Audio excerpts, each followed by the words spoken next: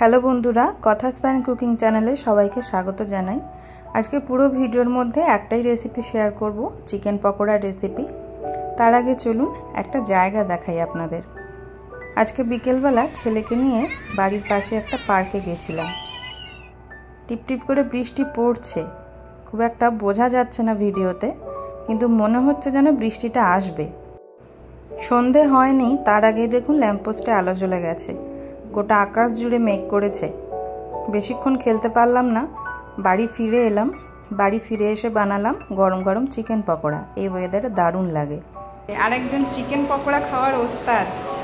তুমি চিকেন পকোড়া খেতে ভালোবাসো? তাই? কটা খাবে? How many? 10 পিসেস খাবে? খাও।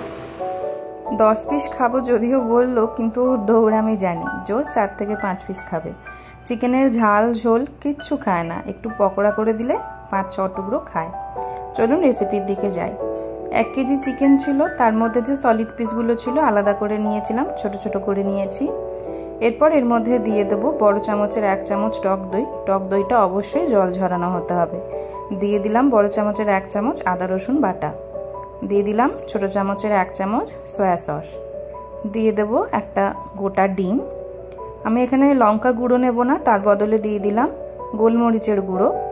এরপর এর মধ্যে দিয়ে দেবো কর্নফ্লাওয়ার, বড় চামচের 2 চামচ দিয়ে দিলাম। এরপর এর মধ্যে দিয়ে দেবো বিস্কুট গুঁড়ো বা ব্রেড ক্রাম্ব, সেটাও বেশ অনেকটা পরিমাণে, বড় চামচের 2 চামচ মতো দিয়ে দিলাম।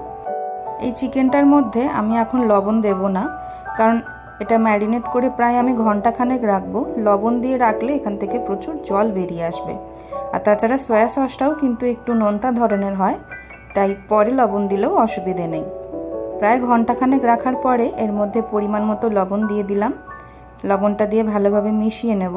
চিকেনটা ম্যারিনেট করে 1-1.5 ঘন্টা রাখলে বেশ ভালো নরম হয়। ততক্ষণও যদি সময় না হয় আধা ঘন্টা রাখলেই হবে। এই চিকেন থেকে বেশ কিছুটা পরিমাণ চিকেন আমি ছেলের জন্য সরিয়ে রাখলাম। এরপর এর মধ্যে দিয়ে দেব কাঁচা লঙ্কা। আমি এখানে 3টে কাঁচা লঙ্কা থেতো করে নিয়েছি। মিশিয়ে নিলাম পুরোটা। তেল গরম হয়ে গেছে, গ্যাসের ফ্লেম একদম লোতে রেখে চিকেনের টুকরোগুলো এর মধ্যে দিয়ে দিলাম। গ্যাসের ফ্লেম প্রথম অবস্থা একদমই হাই করা যাবে না, কারণ ভেতরের কাঁচা মাংসগুলো তাহলে সেদ্ধ হবে না।